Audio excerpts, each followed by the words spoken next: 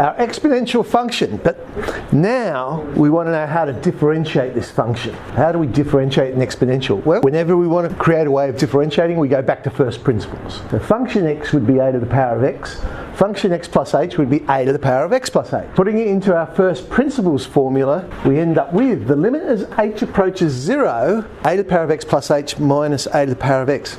Problem is, we get that 0 on 0 problem again. Let's play around with this. If I factorise the a to the power of x, you see, a to the power of x doesn't involve h, so I can actually factorise it right out of the limit itself.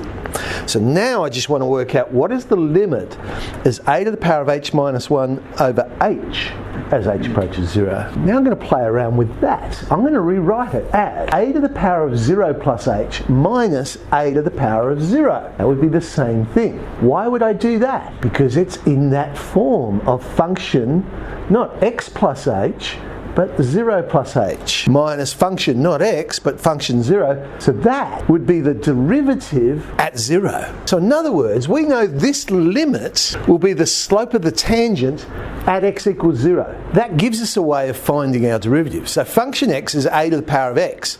Then we know the derivative will be some slope, I'll just call it m for slope, times a to the power of x. And m is that slope of the tangent at x equals 0. Which brings us to the natural base, e. So Euler's number. E, another irrational number. That's our definition for E. The limit as n approaches infinity of 1 plus 1 on n all to the power of n. So as n gets bigger and bigger and bigger and bigger, we'll get closer and closer to the value of E. But just like any irrational number, we don't know what it is exactly. We could plug it into a calculator and it looks like it's repeating, because it does start off like this: 71828 1828. But that's just down to the capacity of your calculator screen. If you got one that would go further, it would go out of that repeating pattern.